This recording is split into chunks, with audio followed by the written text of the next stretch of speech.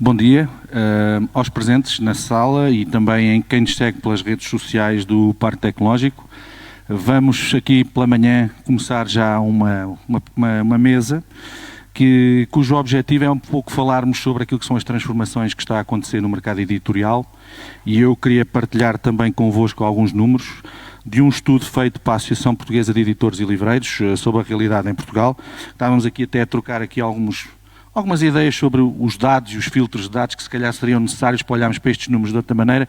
A Roseli, com a experiência que tem, já estava aqui a levantar algumas questões que são de facto importantes, mas estamos a falar de um mercado que em Portugal continua a crescer, o mercado dos livros.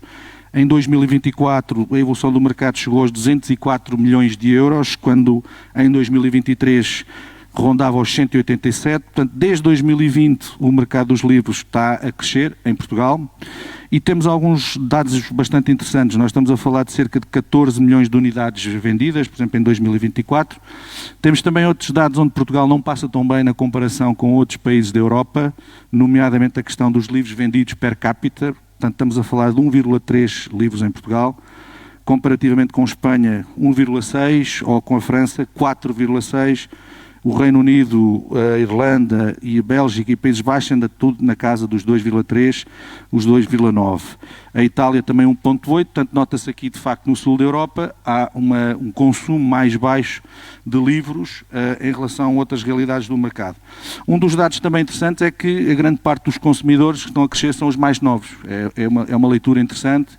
Os maiores consumidores de livros neste momento estão na casa entre os 35 e os 45 anos, mas também há um aumento muito significativo na faixa mais jovem, a partir dos 18 anos de idade. Isto tem a ver também com alguns estudos que têm vindo a ser revelados, que depois, se calhar, daqueles cenários que também podemos conversar um bocadinho, mais catastrofistas, se calhar 10 anos atrás, 20 anos atrás, em que se dizia que o livro ia acabar, o que está a acontecer é que, de facto, nós sentimos, mesmo entre os mais novos, que as coisas estão a melhorar. Ainda, comparativamente com outros mercados, Portugal não é dos mercados onde se consuma mais, por exemplo, livros na dimensão digital, mas é um mercado em crescimento, portanto tem estado a crescer. Há aqui também outras novas formas de edição que eu acho que também seria interessante nós depois conversarmos um bocadinho sobre essa matéria, que pode ser relevante. Só questões de dados também interessantes do ponto de vista de consumo: 82% são para consumo próprio e 34% são livros comprados para oferecer. Portanto, o livro ainda continua a ter um papel relevante nessa dimensão. Portanto, eram estes os temas um bocadinho só de enquadramento. O estudo é um estudo muito interessante para quem tiver interesse, que podem ler, produzido para a Associação Portuguesa de Editores e Livreiros e que faz essa caracterização do nosso mercado. E aqui a nossa mesa, eu gostava também de ouvir falar um pouco convosco. Vamos fazer aqui algumas perguntas individuais e também mais depois para gerarmos aqui algum debate. Começamos por a Roseli e se calhar até vamos começar de outra maneira. Vou-vos pedir que sejam vocês a fazer a vossa apresentação e explicarem um pouco o que fazem, qual é o vosso percurso e depois fazemos então as nossas perguntas a partir daí. Tá bom. Nossa, é um prazer imenso estar no Folio, mas um prazer imenso mesmo, porque eu acredito que a gente deva ter a iniciativa pública trabalhando a serviço da população. E o Folio é isso, sabe? É maravilhoso. E está com a mediação do Miguel, que nessa batuta do Parque Tecnológico, que eu admiro, viu? Muito bacana mesmo. Bom, Roseli Boschini, eu estou há 41 anos no mercado editorial, a minha editora fez 41 anos, pelo menos nos últimos 5 anos, a gente tem estado em primeiro lugar como a editora que mais coloca livro na lista dos mais vendidos. E eu sou uma pessoa que tem formação de arquitetura, então o belo para mim é muito importante, mas o belo em todos os sentidos, principalmente na parte do ser humano, sabe? Porque assim, eu acho que o livro ele tem que ter essa característica, ele tem que estar a serviço do leitor.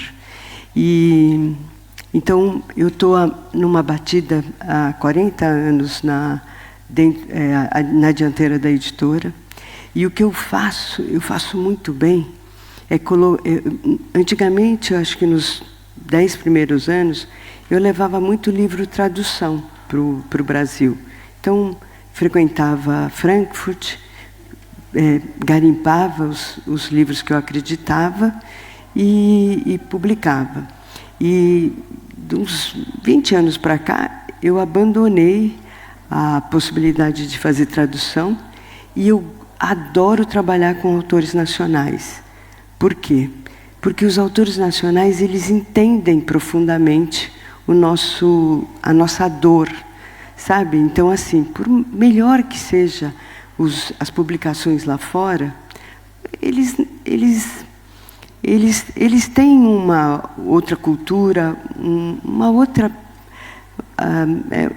outra circunstância da sociedade. E aí, quando eu vejo os autores nacionais, eu fico maravilhada. Primeiro que eles têm essa empatia com o que a gente vive lá dentro do país. E é legal, porque eles acreditam que podem. Então, a gente trabalha muito forte, principalmente na mentalidade desse autor. Então, se hoje a gente está na dianteira das editoras que mais colocam o livro na lista, não é mérito da editora, é mérito dos autores, sabe?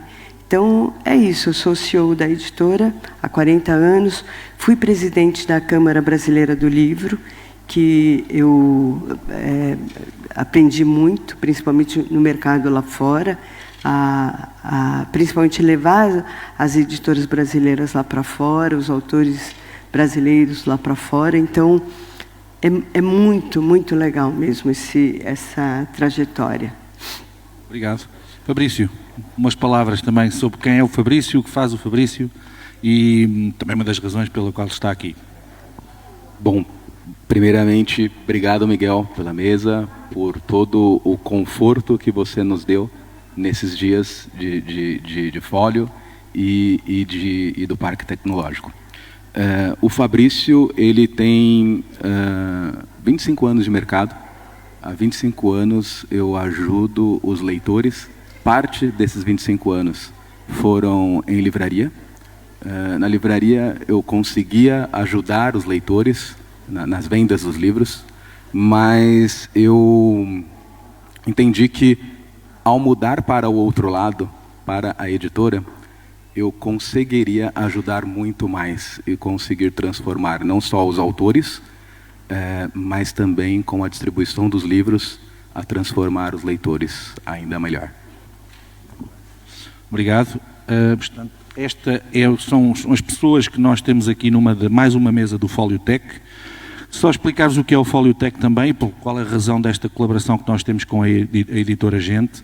Nós vamos na terceira edição. O Foliotec ainda não é um capítulo do Fólio, como temos outras dimensões, mas aquilo que nós queremos fazer, enquanto Parque Tecnológico também, é falar do livro, da edição, do mercado, numa outra perspectiva, que talvez na maior parte das mesas se calhar se centra mais na questão da criação, literária, poética, e nós temos trazido um pouco também essas experiências do mercado e do setor e trazer também, alargar um pouco o debate nesta natureza. E, portanto, eu começava por umas perguntas.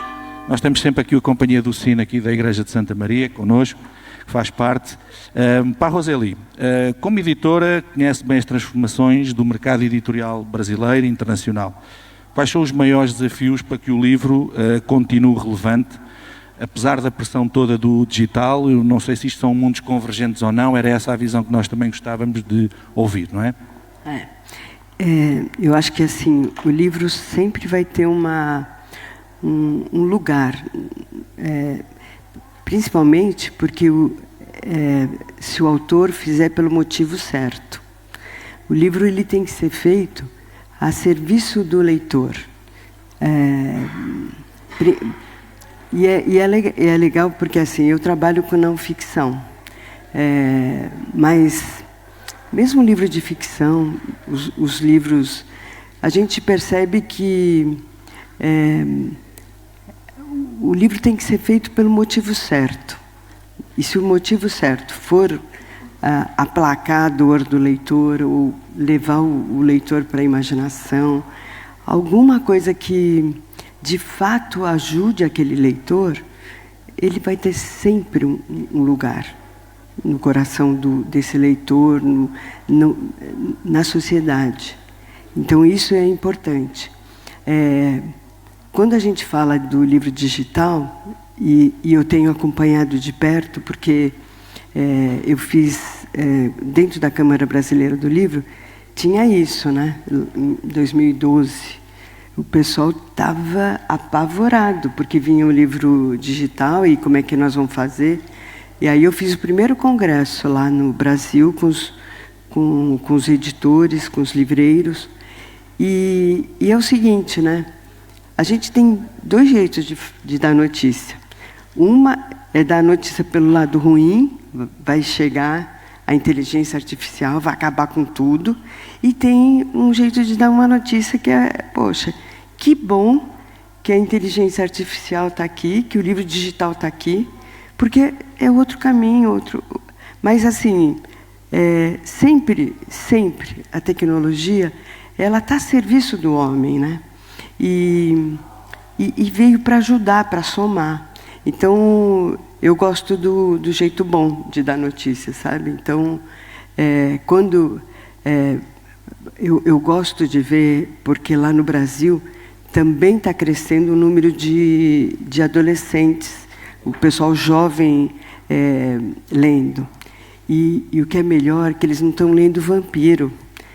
Não tenho nada contra vampiro, gente, mas era bom que eles foram para a leitura de vampiro. Mas agora eles estão lendo livro de desenvolvimento, livro de gênero, de diversidade, sabe? Então, a última Bienal do Livro, lá de São Paulo, tinha filas gigantes de jovens. Poxa vida, gente, é o máximo, sabe? Enche o coração de esperança, porque é isso que a gente quer ver. A gente quer ver criança lendo, jovem lendo, porque o pessoal mais velho, eles criaram esse hábito e por isso leem, né? Eu vou só aqui furar um bocadinho o nosso roteiro, mas também acho que temos que fazer um bocado esse debate. Qual é que é, por exemplo, o enquadramento dos audiolivros? Considera-se o audiolivro um livro, de facto? Não há uma experiência de leitura, se calhar é uma experiência de audição, mas qual é o papel, por exemplo, dentro de uma editora como a gente? Tem algum significado? É interessante? Não se querem meter nisso? Você sabe que... É uma outra fronteira, para todos os efeitos. É uma outra fronteira.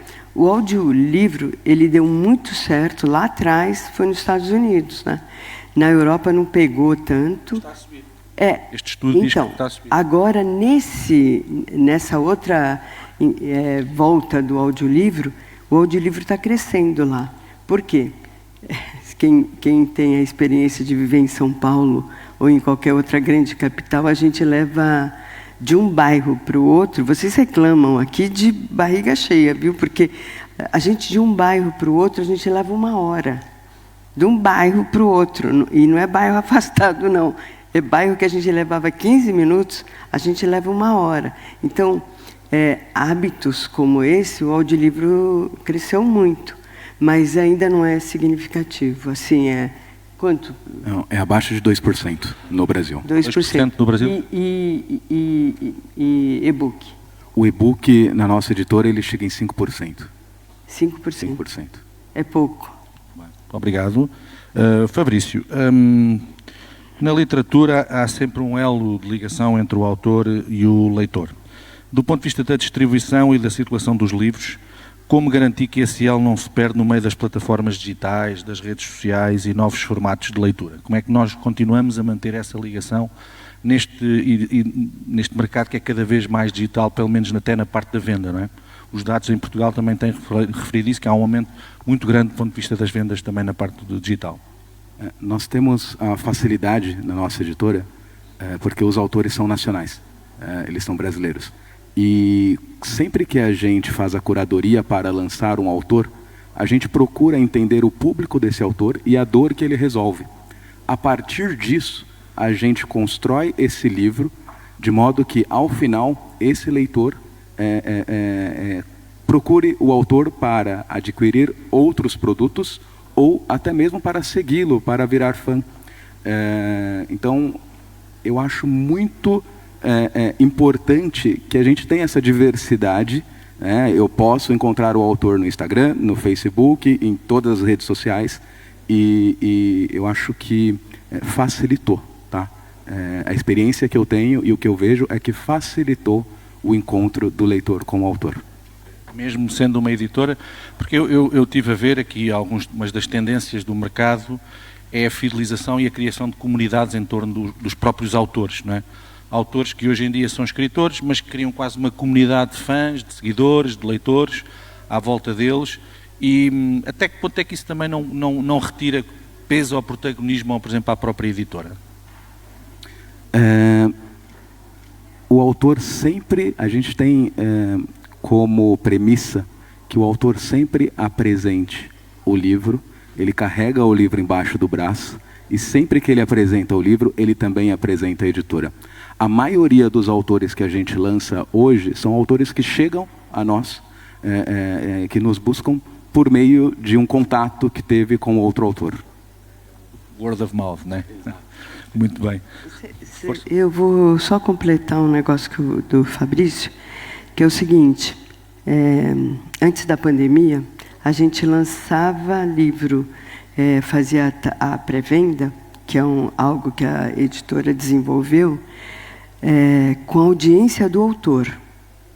E, gente, isso parece que não, mas foi algo genial. Porque a gente faz essa pré-venda, Fabrício, o quê? 2 meses?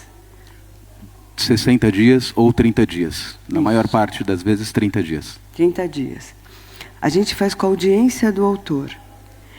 Essa audiência, quando ele compra o livro, ele ganha um bônus.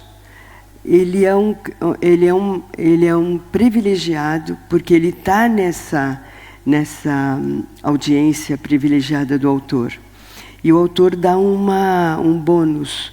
Às vezes é um masterclass online, ou algum curso online, sabe?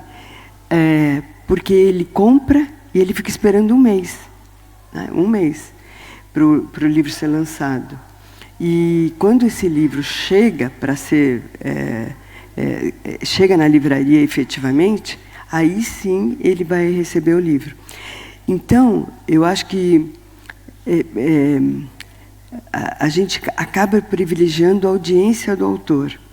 Então, encurta a distância do leitor e do autor, e principalmente abrangendo a audiência dele, e depois que a gente vai para a audiência maior. Uma das coisas que eu aprendi um bocadinho observando o trabalho da editora da gente é que a editora já não é só um espaço de ligação do autor, do livro, de venda, de distribuição. Vocês têm já uma outra dinâmica que vai muito para além dessa parte, inclusivamente esta lógica quase de criar programas em que ajudam as pessoas a escrever o seu próprio livro, não é? E, portanto, qual é o papel que nós, hoje em dia, as editoras continuam a ser só este modo de distribuição e venda, ou há de facto um conjunto de serviços que estão a crescer e que podem, de alguma forma, alimentar outros modelos de negócio? Como é que vocês estão a trabalhar neste momento? E a pergunta pode ser para os dois. E quais são aí as novas perspectivas que encaram para, de alguma forma, diversificar ainda mais a atividade do setor livreiro? Dentro da editora, a gente tem um negócio chamado imersão best-seller. Porque o que a gente... Sempre a gente fez isso, tá? Quando nós, acho que somos a única editora no mundo que a gente gosta de autor sem livro, né? É uma coisa de pirado, mas é verdade. A gente não gosta de autor que chega com livro. Quando ele chega com o livro escrito, a gente tem um problema. Ele fica apegado àquele texto. E aí, é difícil para a gente falar que ele tem um livro maior que aquele. E de verdade, às vezes o livro, o autor escreve um livro fácil para ele. E o livro fácil é aquele livro que ele juntou um monte de coisas, memória e tal. E ele faz a partir dele. E na imersão, a gente faz a partir do leitor. E tem uma coisa que eu acho que dentro da editora a gente faz, o grande alicerce da construção do livro é a partir da missão do autor. Então, esse autor, ele tem que se conectar com a missão que ele veio na Terra para cumprir. E aí você vai falar, poxa, Roseli, mas que filosófico esse negócio. Não é. Porque a hora que ele, de verdade, se conecta com o que ele veio fazer nesse mundo, é outro colorido o livro. É outro livro. Porque aí a missão dele tem que haver com algum ser humano que respira. E aí sim começa a fazer o roteiro do livro. E o roteiro do livro ele sai assim tão incrível, que aí não é mais o autor que tem o livro, é o livro que tem esse autor. E aí sai um livro bacana. Quando você chega e fala, mas a gente dá tanta força para o autor aparecer, vocês não ficam com medo do autor se achar e depois nunca mais olhar para a editora, né? Porque acontece isso, é muito comum até. Eu diria não. Por quê? Porque o que ele tem com a gente, com a editora Gente, ele não vai ter em nenhuma outra editora. Porque a gente descobre o livro dele, junto com ele, mas descobre um livro grande que ele tem, não aquele livro fácil que ele tem, sabe? Então é muito, muito legal essa relação que a gente tem com os autores. É uma relação de confiança, é uma relação de evolução. Eu acho que é mais ou menos por aí. Fabrício, a mesma pergunta, não é? Como é que uma editora, de alguma forma, pode, ou deve, ou não, é perfeitamente aceitável que só faça livros, e é esse o core. Mas vocês estão a trabalhar nessa matéria também, ou há mercado para fazer outras coisas? Como é que o negócio de uma editora, de alguma forma, pode abrir-se a outras experiências e a outros projetos? Bom, além desse trabalho todo do editorial que a Roseli acabou de falar, a gente faz um workshop com marketing e comercial. Nesse workshop, a gente explica para o autor todas as estratégias de pré-venda, todos os bônus que ele pode entregar para o leitor, para quem comprar antecipadamente esse livro, e a gente acompanha esse autor em todos os eventos. Então, imagina que o autor vai fazer um evento para 1.000 pessoas, 500 pessoas, 3.000 pessoas, a gente acompanha com a livraria da editora e, em muitos casos, também com as livrarias da região, das cidades, do estado. E isso é um diferencial e infelizmente, poucas editoras acompanham. É interessante porque nós, na sequência desta relação que vamos tendo com a editora Gente já há alguns tempos, damos por vezes nós a pensar quase que funcionam quase como uma incubadora, não é? Digamos assim, de escritores, que é uma coisa que em Portugal se fala agora, há incubadoras para tudo, não é? O setor do livro, muito ligado à literatura, é muito conservador na maior parte dos casos em Portugal. As pessoas têm muita resistência a esta abordagem.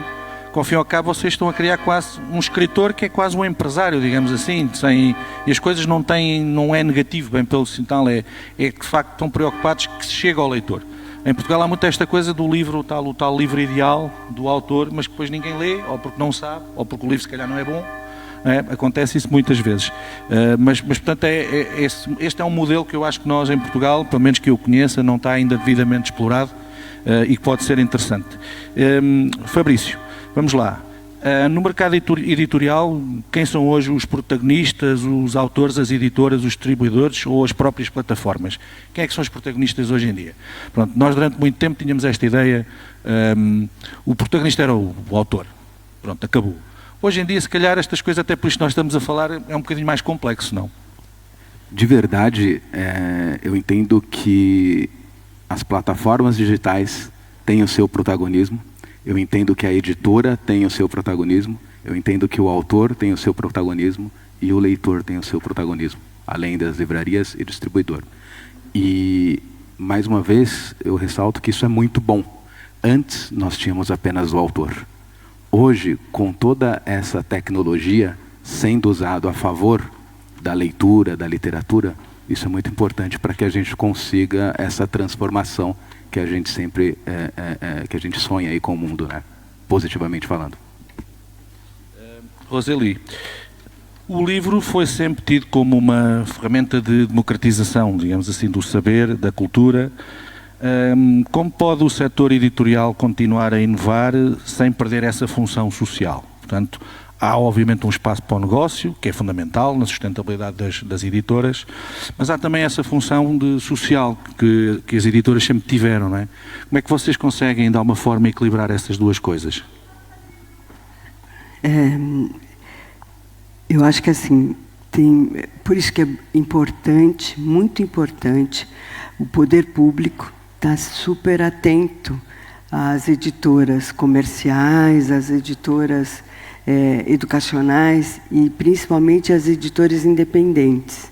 Quando a gente chega e vê as publicações das editoras independentes, elas são a raiz elas privilegiam muito a raiz da cultura nossa, sabe? Porque assim, o que acontece? É difícil a gente estar publicando tudo. A gente pega uma editora como a Editora Gente, a gente recebe por volta de 800 títulos mês. 800 títulos mês? Mês. Com propostas de... Com propostas, 800. A gente publica quanto? Entre 7 e 8 livros mês. O mês que a gente mais publica é outubro, porque final do ano a gente fala de 9, 10. Então, ao todo, no ano, a gente publica 70, 80. Exato. É uma loucura. E aí, o que acontece com esses outros títulos? Aí eles vão procurar forma independente de publicar, por exemplo, poesia. Não é o perfil da minha editora, mas é importante que tenha uma editora que olhe poesia. Então, por isso que eu falo que o poder público é imprescindível. O Portugal tem a lei do preço fixo. Isso é incrível, porque garante a vida de uma livraria independente, pequena. Por quê? Dentro dessa livraria independente, eu vou encontrar aquele meu livro técnico que só tem lá. Porque uma grande rede, como a FINAC, a Bertrand, talvez não vá ter, porque não gira tanto. Então, é importante ter a livraria pequena e independente. Então, ter umas iniciativas públicas, como a Lei do Livro, a aquisição de livros de toda a produção para as bibliotecas funcionando bem. Eu fico muito orgulhosa de ver as bibliotecas aqui no país. É bonito de ver. E com acervos novos, porque biblioteca é legal, mas é bom quando tem acervo novo, porque todo mundo quer saber da novidade, né? E é o jeito mais democrático de ter livro, é ali. E então, eu acho que assim, é importante a iniciativa pública manter sempre o ciclo todo, né? do livro em pé, saudável, e eventos como esse, porque aí sim a gente vê produção que a gente nunca viu, a gente vê mesas que a gente nunca viu, e aí vai atrás de livro, vai atrás de adquirir e fazer a roda da prosperidade girar, né, nesse... E só a propósito, Óbidos tinha, quando começou com o Fólio, com um projeto que foi o grande José Pinho que lançou aqui o Fólio, e todas as livrarias tinham o objetivo de ter 1 milhão de livros à venda em Óbidos. Era esse o propósito, muito, se calhar até às vezes um bocadinho de marketing, mas pronto, nós chegámos a ter ali uma livraria que era o Labirinto, que era uma livraria ali nos antigos armazéns, que era uma tentativa também de chegarmos mais próximo desse número, mas só porque acho que muitas das vezes as pessoas esquecem, principalmente quem nos está a vir em casa, esquecem-se de fazer as pesquisas e de vir às livrarias em Óbidos para comprar. E aconteceu muito recentemente, eu andava à procura de um livro de um jornalista português muito famoso, chamado Eduardo Prado Coelho, que já morreu há uns anos, e pensei assim, bem, talvez o livro exista nas livrarias em Óbidos, é um livro, se calhar, com mais de 20 anos, e foi só enviar um e-mail e, passado 5 minutos, tinha a resposta, tinha o livro ali à porta, na livraria do Mercado, com o grande Ricardo Norte, que trabalha lá, que ainda por cima é uma pessoa que sabe imenso do próprio mercado, e estava aqui disponível, tipo a 5 minutos de mim, um livro que se calhar eu teria que ir a Lisboa, um alfarrabista, andar à procura, e portanto essas coisas acontecem, e é um exemplo que eu acho que de que de facto a política pública, quando é pensada com um objetivo, pode ajudar de facto os setores e as editoras, e portanto acho que é um caso que nós também devemos valorizar aqui em Óbidos em relação a isso. Eu também vamos avançar, até porque o nosso tempo também vai passando, e tenho-nos aqui uma espécie de uma pergunta que é um bocadinho uma provocação também para vocês. E é, se o mercado editorial... tem que ser, não, mas esta não acho que seja muito grave, não é?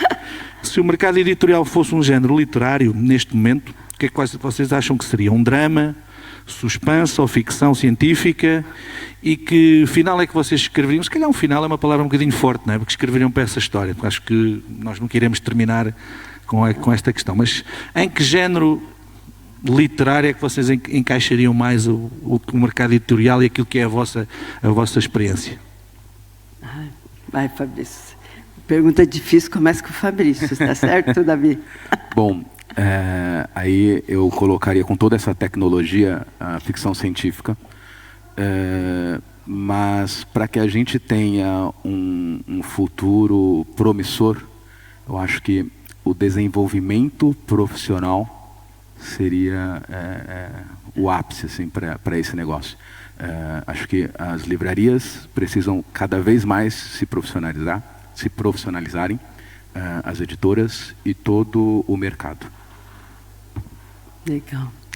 Eu acho que eu vou ficar com a aventura, porque a inteligência artificial ela está fazendo uma bagunça, e é uma bagunça boa, porque assim está fazendo o ser humano cada vez se preparar mais, porque a qualidade da pergunta é a qualidade da resposta, né? Então, eu gosto muito, estou trabalhando no workshop há 8 meses, e que vai usar a inteligência artificial, não para fazer livro, mas para fazer o roteiro do livro. Então, e dentro do agente do autor, ou dos múltiplos agentes do autor.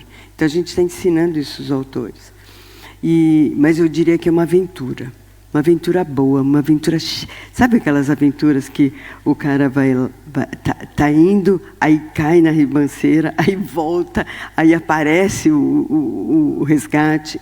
Eu acho que é uma aventura. E eu diria que é o seguinte, né?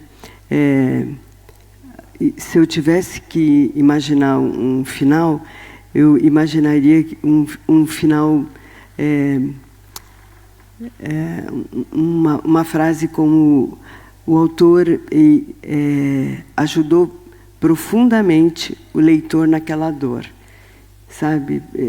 E o leitor conseguiu superar aquilo que ele estava vivendo. Então, acho que é isso. Eu fiquei agora aqui com esse número dos 70, 80 livros de propostas, né, por mês. E não consigo deixar de vos fazer também um bocadinho outra pergunta, outra provocação, que é se já houve algum livro que vocês arrependeram-se profundamente de não ter editado nesse processo de escolha, não é? Depois de repente vocês veem assim 70, 80 livros, vamos fazer 7, vamos fazer 8, e depois vem um outro livro que passou para a vossa mão a ser um sucesso, por exemplo. Eu acho uma pergunta maravilhosa. Você já pensou a gravadora que recusou os Beatles? A dor que essa gravadora não sentiu, não é? Eu tenho um grupo de editoras maravilhosas. Aliás, a equipe da editora, eu falo do editorial, mas, gente, é um pessoal diferenciado, porque, lembra, a gente não trabalha pelo livro, a gente trabalha pela missão do autor. Quando o autor vai lá explicar, falar para a gente se apresentar, eu proíbo ele de falar do livro. A obrigação do livro é nossa, de saber o que é o livro, né? Não é do autor explicar para a gente o livro. Pô, se a gente fez o livro do cara, como é que a gente vai... Não, ele vai lá falar da missão dele. E ele tem que fazer o pessoal entender que a missão dele é muito importante. E por isso que a editora deveria trabalhar. É por isso que a gente trabalha. E então eu tenho um pessoal muito incrível. Mas o meu editorial, eles olham esses livros. E olham mesmo. Porque eu sempre falo para elas isso. Imagina a gravadora que perdeu os Beatles. E a gente já pegou muito Beatle lá perdido, sabe? Mas tudo tem seu tempo. Eu tenho um autor que é best-seller agora, mas ele esperou 5 anos até ele estar pronto. E graças a Deus, se eu tivesse publicado ele, talvez ele não fosse o sucesso que ele é hoje. Porque eles vêm com a cabeça tão certa, mas não é o livro dele. Não seria mesmo. Eu acho que eu ia acabar com a carreira dele. E então a gente é bem consciente quando a gente recusa os outros 700 livros. Mas já aconteceu. Um livro ser um sucesso noutra editora. Não aconteceu. Não aconteceu. Eu não lembro desse... Não. Estou a perguntar, Não aconteceu. Isso é 41 anos. É legal, não é? A gente ter essa marca. Sim. 41 anos por quê? Porque o autor é preguiçoso. Se eu deixar ele faz o que é mais fácil para a mãozinha dele, sabe? Uhum. Então, graças a Deus não aconteceu, mas se acontecesse, eu sempre fico pensando, a gravadora que recusou os Beatles, né? Sim, muito bem. Então estamos a chegar também ao nosso final. A ideia também era aqui de nós, entre as pessoas, se alguém tiver perguntas, quiser fazer aqui alguns comentários, também estamos ao dispor. Infelizmente as pessoas que nos seguem via redes sociais não conseguem participar assim diretamente, mas pronto. Nossa, lá vem o Ricardo. A pergunta do Ricardo é difícil. É para você, viu, Fabrício? Bom dia. Bom dia, Ricardo. Bom dia, Ricardo. Tá ligado, tá. Ricardo Cardoso. Eu agora já percebi um bocadinho porque é que todos os autores, pelo menos que eu tenho conhecimento da editora Gente, têm um best-seller. Porque todos dizem um best-seller, portanto, eu pensei, realmente, mas já percebi que vocês têm ajudam-nos a fazer um fit ao mercado, não é? Portanto, porque o livro é construído tendo em consideração também o leitor, o público final. Às vezes há aquela visão romântica que é o sentimento do autor, mas muitas vezes aquilo não se adequa exatamente e se calhar nunca vai ser um best-seller. E eu penso que vocês ajudam o autor nesse processo a conseguir manter aquilo que é a parte genuína daquilo que é o percurso dele, a história dele, aquilo que ele quer transmitir, mas no fundo fica adaptado ao público e isso traduz também em resultados financeiros, portanto, e em vendas. Dito isto, algum autor recusou, portanto, este processo que vocês costumam fazer? Portanto, porque é assim, dizer, não, eu quero a minha visão, não quero que interfiram. Isso já vos aconteceu? É uma coisa que acontece frequentemente, menos? O autor não topar a empreitada com a gente, né? Bastante. Já aconteceu, a gente recusou e infelizmente o livro não decolou. Assim, é chato para a gente até isso, tá? De não decolar. Porque, às vezes, um calhamaço de ego, sabe? Eu acho que a pior coisa para mim é ver isso, ver gente importante, legal, fazendo livro para o ego dela. E aí eu vou falar o quê? Eu não vou publicar, porque esse livro não vai vender nem para a família dele, sabe? Então, já aconteceu isso, e a gente lá na editora, a gente fala, vai com Deus, porque não dá para a gente fazer isso, alguma coisa que a gente não acredita. Você sabe que eu falo muito para as editoras, principalmente. A gente não pode trair o nosso comercial, a gente não pode trair o nosso marketing, mas, principalmente, a gente não pode trair o nosso autor, porque, quando o livro dá certo, o autor é o melhor amigo da gente. Mas, quando o livro dá errado, o autor ele vira para a gente e fala, pô, mas por quê? E olha, a gente briga muito, tá, com o autor, porque a gente briga no roteiro, a gente briga no texto, a gente briga na capa, a gente briga no título, a gente fica brigando com o autor o tempo todo. Aí, quando sai, dá certo, aí ele fica o melhor amigo da gente. Mas tem briga, tá? Gostei particularmente dessa expressão do calhamaço de ego. Explica muitos dos livros que nós vemos por aí às vezes. Acho que é uma boa definição da realidade que nós temos em muitos casos. E, portanto, eu não sei se há mais perguntas. Senão, nós também fazemos só aqui algumas... Adriana. Ontem nós estávamos conversando com o marido de uma das autoras da editora, e aí ele contou, né, que quando ela foi lançar o livro, ele foi numa livraria local conversar, porque queria fazer um lançamento ali. E aí o livreiro ficou meio um não na ponta da língua, até que ele perguntou, qual é a editora? E ele falou, ela lançou pela editora Gente. E a expressão e o comportamento do livreiro mudou, e ele falou, não, pela editora Gente, eles são ótimos, então vamos fazer. E eles fizeram um lançamento super legal, e ele se disponibilizou o espaço, e o tratamento foi outro. E eu queria que vocês respondessem sobre esse papel da marca da editora para a relevância do conteúdo e do nome do autor também. Qual é o impacto da empresa para a pessoa que escreve? Bom, nós temos um case, um autor, ele levou esse calhamaço de folhas e nós dissemos não para ele. 6 meses depois ele bateu o pé, tá bom, não vou lançar com vocês. 6 meses depois ele retorna para a editora. E ao retornar ele concorda com o que a gente pediu, com as mudanças. Quando lançamos o livro ficou por mais de 1 ano nas listas mais vendidos. Todas as semanas esse livro entrava na lista dos mais vendidos.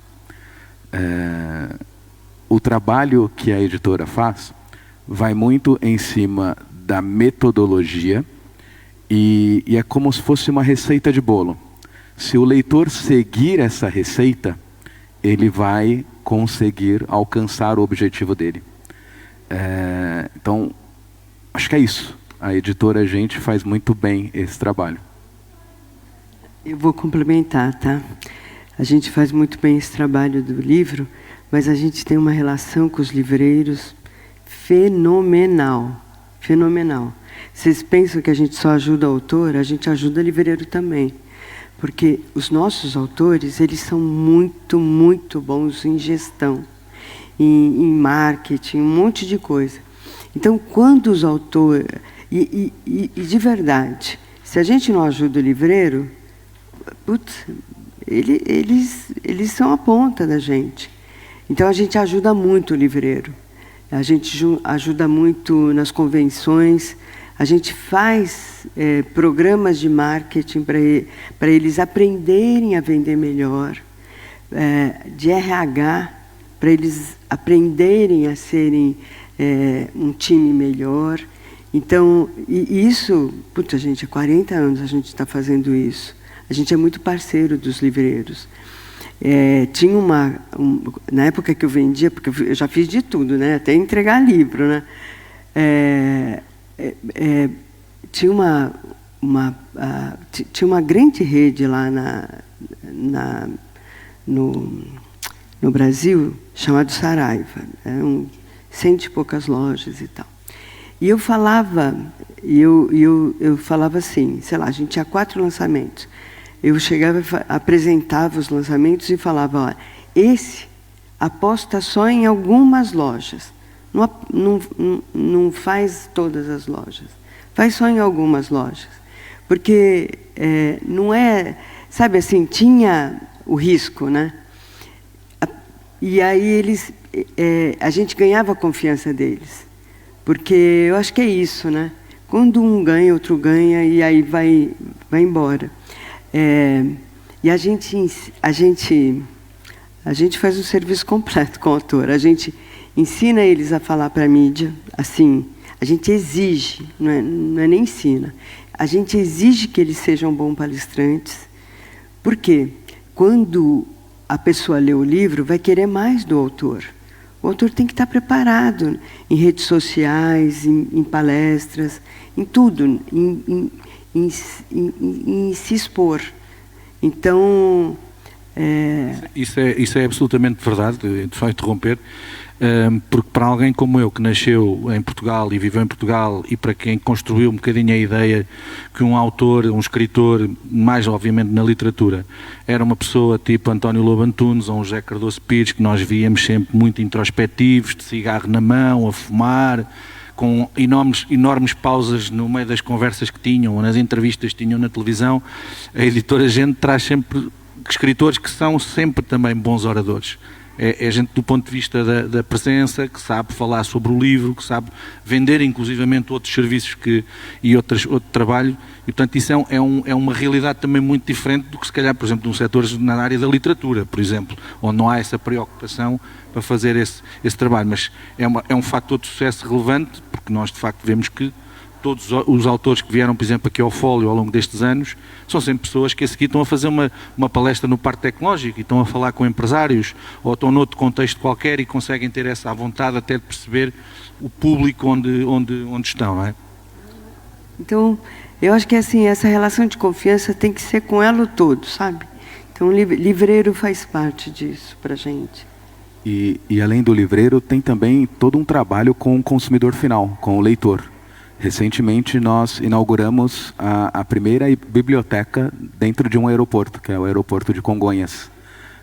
Só de funcionários a gente está falando de 7.000 pessoas que vão poder pegar livro emprestado, ler o livro, devolve e substitui por outro. Então, além disso, ao completar 40 anos de existência, né, a Roseli teve a brilhante ideia de construir 40 bibliotecas em presídios femininos. Em presídios femininos. Em prisões, ok. Parabéns. Vamos comemorar 40 anos de jeito diferente, de um jeito produtivo. Sim. Em vez de ficar com festa, a gente vai fazer biblioteca para presídios, e o trabalho de imersão que eu faço, eu vou fazer com as detentas, né? Para elas conseguirem fazer uma obra coletiva. Eu consegui patrocínio. Então, a obra coletiva vai ser para elas, não é para a gente. Mas eu acho que dá para ressignificar histórias, né? Com esse processo que aplicam a qualquer outro autor, mas neste caso com elas. Com elas. Ok. Muito interessante. Acho que Portugal também merecia um projeto desses mais tarde ou mais cedo. Acho que era muito interessante. E, portanto, eu acho que não...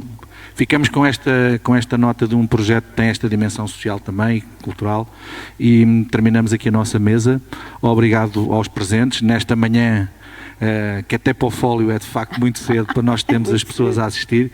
Lá em casa também quem nos checa as redes sociais, obrigado pela vossa presença, e temos ao meio-dia mais uma mesa muito, muito interessante, com a moderação ali do nosso David Vieira, e vamos falar também de narrativas transmídia, certo? Portanto, é um palavrão, mas é um tema de facto interessante. Vão ver, assistam. Obrigado a todos. Até já. Obrigado. Miguel, só assim que eu